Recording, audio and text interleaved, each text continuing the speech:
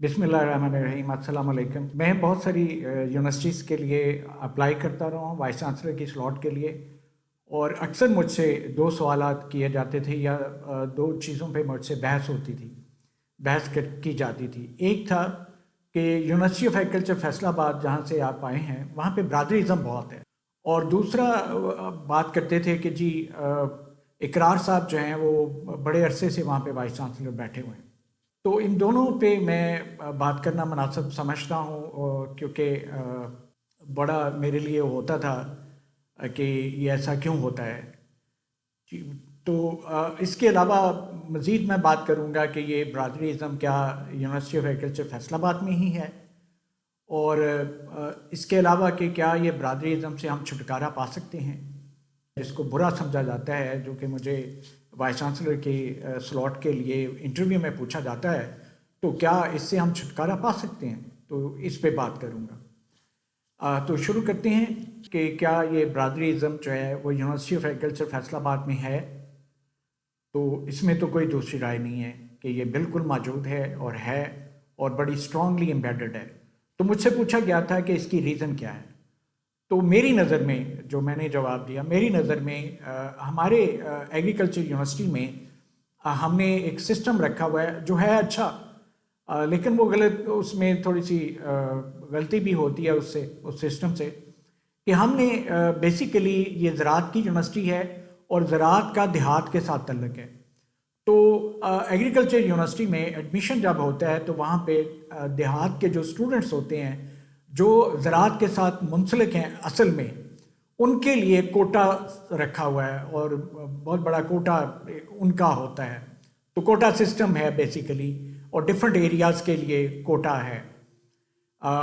तो अर्बन कोटा है, रूरल कोटा है। तो ये कोटा हमने रखा हुआ है एडमिशन के लिए, क्योंकि बेसिकली एक कॉन्सेप्ट एग्रीकल्चर यूनिवर्सिटी फैसलाबाद में ये है कि जी जो बच्चे देहातों से बिलोंग करते हैं उनको पहले से बहुत कुछ पता है।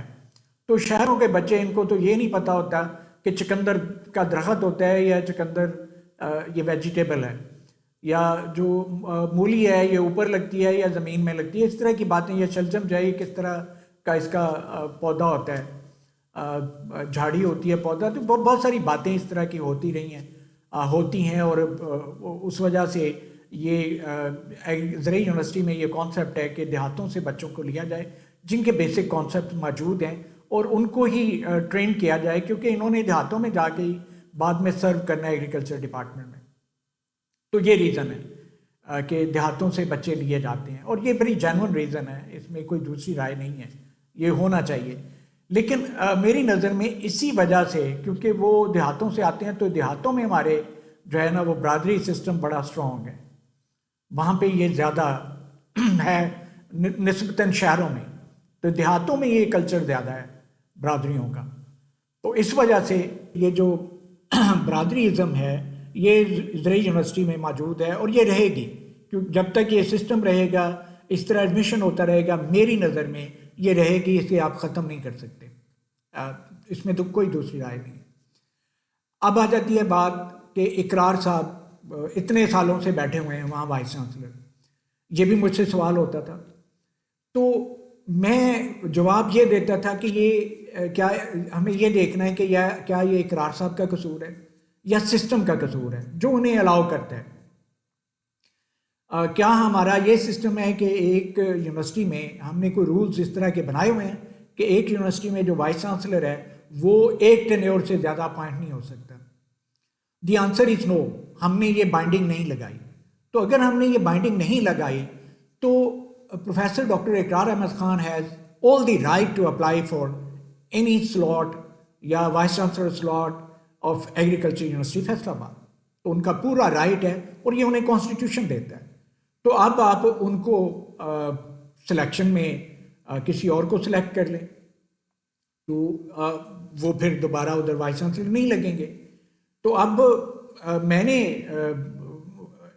प्रोफेसर डॉक्टर इकरार अहमद खान साहब के साथ जब मैं लेक्चरर था तब से काम किया है और इनके साथ मैं रहा हूँ, और मैं डिफरेंट ओहदों पे भी रहा हूँ इनके दौर में, एंड के दौर में। तो मैंने उन्हें देखा है कि वो बहुत जीनियस इंसान है, बहुत हाईली इंटेलेक्चुअल हैं और बहुत विजनरी हैं। अब बहुत सारी जगह पे मैंने उन्हें देखा, आप उनसे इंजीनियरिंग, एग्रीकल्चर इंजीनियरिंग पे बात करवा लें, आप वाटर इशू, वाटर क्राइसिस पे बात कर लें उनके साथ, आप वेटनरी साइंस में बात कर लें, आप एनिमल हस्बेंड्री साइंस पे बात कर लें, आप जो है एग्रीकल्चर पे बात कर लें। एग्रीकल्चर के वो हॉर्टिकल्चर से बिलोंग करते हैं। आप एग्रीकल्चर से किसी भी शोबे में उनसे बात करें तो वो सबसे अबव खड़े होते हैं। ये मैंने उन्हें देखा है। उन्होंने एक दफ़ा, एक से शायद ज़्यादा दफ़ा उन्होंने ये टारगेट दिया था कि जी आप हर प्रोफेसर जो है ना वो अपनी अपनी विजन पेश करेगा। तो सिंडिकेट रूम में और जो सिलेक्टेड मेंबर्स हैं उनके सामने ये अपनी अपनी विजन पेश करेगा। तो उसमें मैं देखता था कि वो, ज़ाहिर हम सारे बैठे होते थे, मैं देखता था कि वो वाटर क्राइसिस पे भी उसी तरह बोल रहे होते थे जितना, उतना अच्छा एक्सपर्ट शायद नहीं बोलते थे जितना अच्छा वो बोल लेते थे कि आपको ये बताना चाहिए था, आप ये हमें बता रहे हैं, आप किताबी बातें बता रहे हैं, आप प्रैक्टिकल बातें बताएं, आपको इस लाइन पे अपनी प्रिपरेशन करनी चाहिए। या डिफरेंट और जो जितने भी शोबाजात थे उनमें जो प्रोफेसर आते थे उन्हें प्रॉपरली गाइड करते थे कि आपको ये बातें करनी चाहिए। तो अल्लाह का शुक्र है, वैसे मुझे उन्होंने इस तरह नहीं कहा था कि जो मेरी प्रेजेंटेशन थी वो उनको पसंद आई थी। एनीवे, मैं अपनी थोड़ी सी ज़ाती तारीफ कर रहा हूँ यहाँ पे, तो मुझे नहीं करनी चाहिए एनीवे, क्योंकि मैंने भी प्रेजेंटेशन दी थी। लेकिन मैंने उस हॉल में बैठ के, मैं वो कई दिनों तक वो सेशन चलता था, मैंने बड़ी क्लोजली उनको देखा हुआ है। तो मैं हैरान होता था कि such a visionary person is there with us in this country. और ये कंट्री अभी भी इतने इंटेलेक्चुअल्स और इतने विजनरी लोगों के और इतने जीनियस लोगों के होते हुए भी हम पीछे क्यों हैं, ये मेरे दिल में अक्सर सवाल आता था। तो अब वो वाइस चांसलर सिलेक्ट होते रहे हैं, वो अपना इंटरव्यूज़ देते थे और वो सिलेक्ट हो जाते थे। तो क्या ये डॉक्टर इकरार अहमद खान साहब अपनी कोई, उनके पास पावर्स थी अपनी, वो खुद पावर उनके पास थी कि वो इस यूनिवर्सिटी में एज ए वाइस चांसलर बैठे रहें? तो ये हमें देखना है और हमें सोचना है। तो हम इकरार साहब को क्रिटिसाइज क्यों करते हैं, ये मेरा है। मैं उनकी अचीवमेंट पे जो उन्होंने काम किए हैं, किसी दिन शायद मैं उस पर भी बात करूं, यूनिवर्सिटी कहाँ से कहाँ चली गई, क्या क्या अचीवमेंट्स हुई हैं, कभी मैं उस पर भी बात करूंगा इंशाल्लाह। लेकिन अभी मेरा फोकस जो है वो यही है कि ये जो मेरे से अक्सर बहस होती थी, सवाल होते थे, इंटरव्यूज़ के लिए मैं जाता था, तो मैंने कहा इसके ऊपर बात करनी बहुत ज़रूरी है। अच्छा, अब मैं मज़ीद इस पे बात करना चाहूँगा कि क्या ये ब्रादरीज़म सिर्फ यूनिवर्सिटी ऑफ एग्रीकल्चर फैसलाबाद में ही है या बाकी जगहों पे भी है? तो मैंने और हम अक्सर बैठ के भी दोस्त जो हैं वो रिव्यू करते थे कि एक दौर आया, एक जो इक़्तिदार में कुछ लोग आए, तो वो जो एक पर्टिकुलर पर्सन थे, तो उसके दौर में, मैं खुल के बात नहीं करूँगा, जाहिर है आजकल मीडिया पे बहुत ज़्यादा पाबंदियाँ हैं, तो उस वक्त पब्लिक सेक्टर यूनिवर्सिटीज़ में, बहुत सारी यूनिवर्सिटीज़ में उसी बरादरी के लोग जो हैं वो वाइस चांसलर लगे। और ये हकीकत है, वो काफ़ी सारी यूनिवर्सिटीज़ में लगे वो, और ये बहुत बात होती थी, हर जगह होती थी, डिस्कशन में आती थी ये बात, ठीक है। और फिर इसके अलावा एग्रीकल्चर यूनिवर्सिटी से बाहर निकलें, फैसलाबाद से बाहर निकलें, कई और बड़े शहर हैं पंजाब के, उनमें भी जो कहीं पे ये इस तरह के लोग रहे हैं जो बड़े ओहदों पे थे, तो वहाँ पे आप देख लें कि 70 to 80% जो सिलेक्शन हुई है वहाँ पे भी टीचर्स की या बाकी लोगों की भी, वो उसी बरादरी के हैं जिसके वो साहब होते थे। तो मतलब वो तो फैसलाबाद ही नहीं है, वो तो और शहर हैं फैसलाबाद के, मैं शहरों के नाम नहीं ले रहा, और भी कई जगह पे, एक और जगह पे भी ऐसे ही हुआ कि वो बड़े अच्छे अंदाज से अपने जो उनकी ब्रदर्स थे या बरादरी थी उनको वो लगाते रहे। तो ये फैक्ट्स हैं, ये हकीकतें हैं, उन पे लोग बात नहीं करते। मतलब ये बड़ा हैरान कुन बात है। बात करते भी हैं, ऐसा नहीं है कि बात नहीं करते, लेकिन वो इतना हाईलाइट नहीं होता। तो जहाँ पे भी जाते हैं highlight university of agriculture Faisalabad होती है, कोई और यूनिवर्सिटी हाईलाइट नहीं होती। हालांकि बहुत सारी और जगह पे भी ये चीज़ें नज़र आती हैं। अब क्या ये ख़त्म हो सकता है? तो मुझे नहीं लगता ये इतनी जल्दी ख़त्म हो सकता है। इसके ख़त्म होने का एक ही रास्ता है, वो क्या है कि जब तक हम शादियां जो हैं, बच्चों की शादियां बरादरी देखे बगैर करना शुरू कर दें, जब हम ये सिस्टम करना शुरू कर देंगे तो यहाँ से बरादरीज़म ख़त्म हो जाएगा, ये सिलसिला ही ख़त्म हो जाएगा।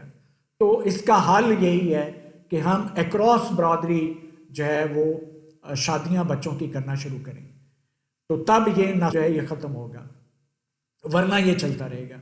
और क्या ये अक्रॉस बरादरी जो है ये शादियां करना ये एक अच्छा कदम होगा? मेरी नज़र में जी बिल्कुल ये बहुत अच्छा कदम होगा, क्योंकि इससे जेनेटिक मैनिपुलेशन होगी, अच्छे जीन्स और अच्छी जो नस्ल है वो बनेगी।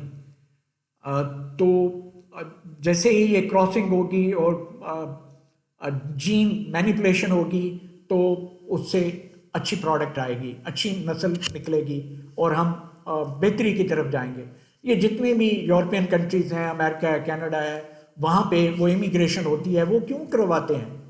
वो फ्रेश ब्लड लेके आते हैं, डिफरेंट जगह से जीन्स इकट्ठे करते हैं, जेनेटिक पूल इकट्ठा करते हैं, वहाँ पे मिक्सिंग होती है ताकि वो मुल्क जो हैं वो रूल करते रहें, वहाँ पे अच्छे लोग पैदा हों, अच्छे साइंटिस्ट पैदा हों और वो रूल करते रहें। तो हम क्यों नहीं ये जेनेटिक मैनिपुलेशन कर सकते? हम कम से कम आपस में तो करें, ठीक है? तो उसकी मैं एक छोटी सी मिसाल दे देता हूँ। मुझे ना पिछले दिनों मैंने एक जर्मन शेफर्ड पेयर रखा हुआ है, प्योर ब्रेड लाइन का है। तो मेरे एक दोस्त हैं, मेरे सीनियर भी हैं, तो वो उन्होंने कनाडा से मुझे कॉल की, कहता है तारिक मैं यार वो तेरा पेयर देखा बड़ा खूबसूरत है। मैं कहा जी बिल्कुल। कहते लेकिन यार ये प्योर ब्रेड लाइन में मसले बड़े हैं, इसके इश्यूज बहुत हैं और इनमें एक बहुत बड़ा इशू जो है वो इनफर्टिलिटी का है। तो वो मुझे भी नज़र आता है। मैंने एक जो है वो एक दफ़ा ये बिच ब्रीड हुई है, एक दफ़ा पहले जिसके पास थी उसके पास हुई होगी, एक दफ़ा मेरे पास ब्रीड हुई है, उसके बाद ये 2-3 साल हो गए हैं ये अभी तक ब्रीडिंग फेल्योर आ रहा है। तो मैं अब उसकी बात पे जाऊं तो ये इन ब्रीडिंग में ये इश्यूज आते हैं, बहुत सारे इश्यूज हैं, बहुत सारी डिजीज़ हैं और बहुत सारे मसले मसाइल हैं। तो क्या हमें ये इन ब्रीडिंग में ही रहना चाहिए कि एक ही बरादरी के एक ही जगह पे शादियां करते रहना चाहिए? तो हमें इससे बाहर निकलना चाहिए और इसी में हमारी और इस मुल्क की बेहतरी है मेरी नज़र में। तो थैंक यू वेरी मच। अगर आप लोगों को ये बात मेरी पसंद आई है, तो अगर बुरा लगा है तो ये मेरा एक नाकस जो है एनालिसिस समझ लें या मेरी राय समझ लें और इसको दरगुजर कर दें। बुरा ना मनाइएगा। Thank you very much. इंशाल्लाह फिर बात करूँगा किसी और मौजू पे। अल्लाह हाफिज़।